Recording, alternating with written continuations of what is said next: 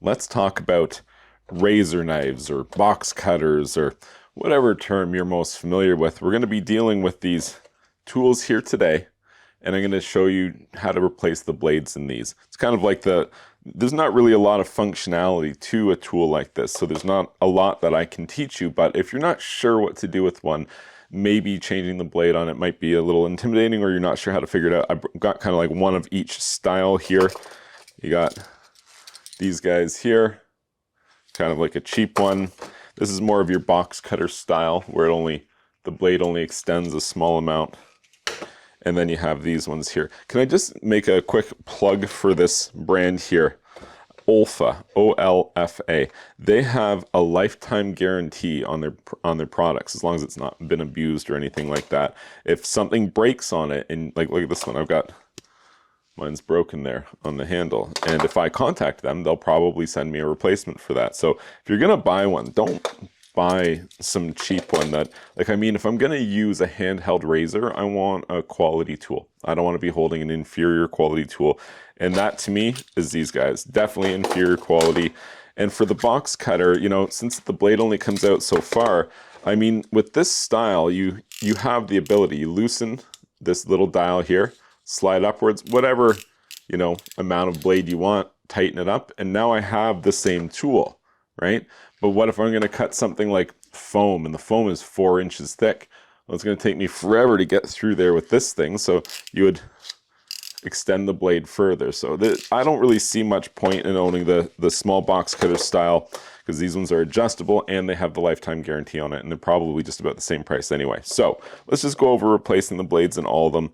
We'll start with the ones that don't really matter to me, but you might have these, so you might need to know. So to replace these blades, you're going to need a tool. You need a Red Robertson screwdriver, at least for this one. This one looks like Phillips, actually. Yep, so the number 2 Phillips or Red Robertson. Sit the tool on its side here and try not to move it, because when we take it apart, like this sliding mechanism, sometimes there's a spring loaded part, and all these things will move and fall out, and then you have to put it back just in the right way.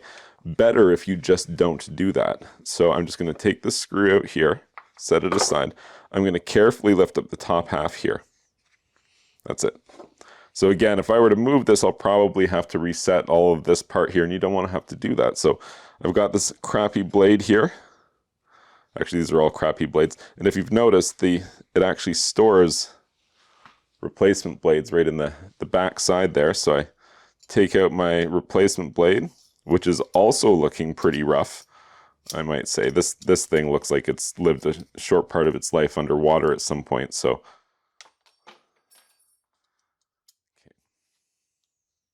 nice and close up so you can see.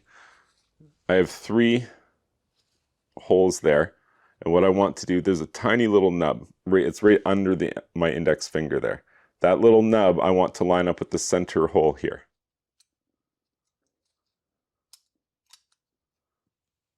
Just like that, lined up with the center hole. Bring this guy back over, put the top back on, and there we go.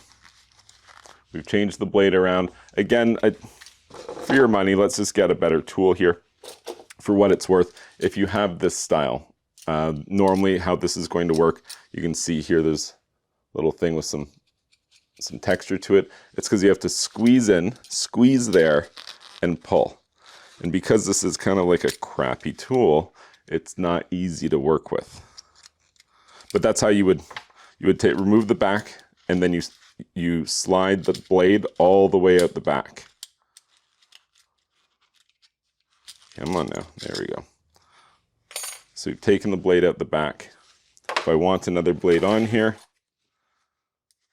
there's a little nub there. Put that through the hole, hold that in place, slide it back in, and then I'm going to replace the part on the end here. Okay, so that's another one aside here. Let's talk about these ones. These are the ones that really you probably have, and if you don't, these are the ones you should get. So when you loosen it so that I can slide the blade in and out, you can't slide it all the way back, right? You hit the little stopper there. But if I loosen it more, now I can. Now I can slide it right out the back. And just like that last one, there's a little nub there that goes through the hole. So let's go ahead and swap that blade out. Here's a tip for you. Don't buy blades in a package that looks like this. Right? These are probably some pretty crappy blades. Further to that, okay, so I just took out these blades, right? Like these are my used, no good ones anymore. They're still razor blades. They're still really sharp. What am I gonna do? I throw it in the garbage? No. So you would take that old blade and drop it into your case here. That's why I highly recommend buying your replacement blades in this case, because it gives you economy with, you know, with your replacement blades, but it also gives you somewhere to put the old dull razor blades. Okay, so handle with care, right? It is literally a razor blade. So with this style here, I kind of just put it in to get it started. Line up that hole, and then push it through. Tighten it up. And we're ready to make some cuts. And again, now that we have a long knife, or a long blade, you can see cutting through that 4-inch styrofoam I was talking about earlier will be very easy to do.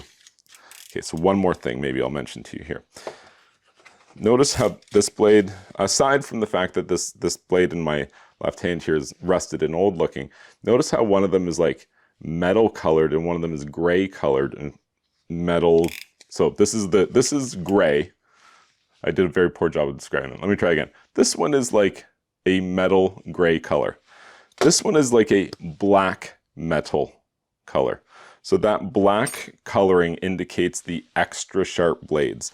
As if these razors aren't sharp enough. You can get ones which are even extra sharp, and they would come in the black case, and they have that black tint to the steel there, so you can tell what you're working with. Well, I think that's pretty good. We've run it through here. Now you understand a little bit more about the options, how to change the blade in each style, and why you probably should be looking for an OLFA blade if you're going to be, working with these tools. If you found this information helpful, please like this video and subscribe to this YouTube channel, because I'm technically Steve. So it would technically help you to like this video and subscribe to this YouTube channel. And if you do, I'll see you soon.